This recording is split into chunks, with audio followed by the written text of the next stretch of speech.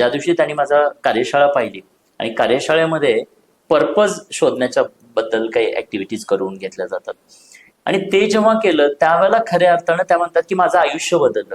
का तर कालपर्यंत गर्भात वाढणाऱ्या माझ्या स्वतःच्या बाळाबरोबर माझी अटॅचमेंट नव्हती, पण जेव्हा मी तुमची कार्यशाळा अटेंड केली त्यानंतर माझ्या विचारांमध्ये एवढं परिवर्तन झालं की आज मी माझ्या नवऱ्याला आणि माझ्या बाळाला किंवा माझ्या संपूर्ण कुटुंबाला एक क्षणभरही मी आता विसरत नाही.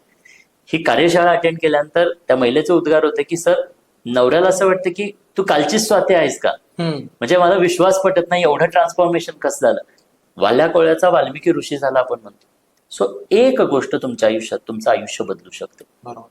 ती एक गोष्ट महत्वाची आहे. आणि मला वाटतं की जे आजचे होणारे कपल्स आहेत, म्हणजे होणारे आई बाबा आहेत किंवा एकत्रित आलेले हे हजबंड वाईफ आपण म्हणतो, तर हे जे आहेत यांच्या आयुष्याला सुद्धा बाळ हे नवसंजीवनी देऊ शकतं. फक्त बदण्याचा या मातृत्वाकडे बघण्याचा दृष्टिकोन जर का आजच्या या कपल्सनी बदलला तर मला वाटतं खूप मोठा आयुष्यात बदल होऊ शकतो.